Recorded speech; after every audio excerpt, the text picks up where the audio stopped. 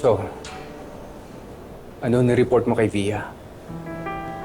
Huwag po kayong mag-alala. Malu, ano ba? Bakit ang tagal mo sumagot? Sinong kinatagpo ng Sir Chris mo? Ma'am, Malu! Hello? Hello, Malu? Ano ba? Nandiyan ka pa ba? pasensya na po. Humina po kasi yung signal eh. Hindi niyo po ba narinig yung sinabi ko? Hindi nga kita nadinig eh. Ano na? Sinong kinatagpo ng Sir Chris mo? Ma'am, yung kasosyo niyo po sa negosyo, lalaki po. Sigurado ka? Opo, ma'am. Ano naman po ang dahilan ko para magsinungaling sa inyo?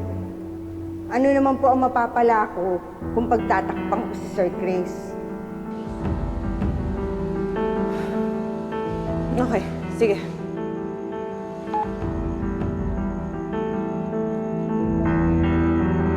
Pinotektahan ko po kayo dahil ayoko nang lumala ang gulo na ginawa natin. Pero sana naman, Sir Chris, gawin niyo rin yung parte ninyo. Iwasan niyo na si Rosel.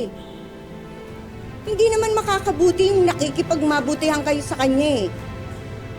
Kapag nalaman niya ang krimen na ginawa natin, hindi niya tayo mapapatawad.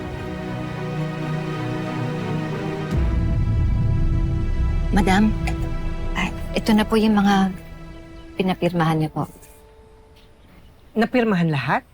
Ay, opo. Bakit ang bilis?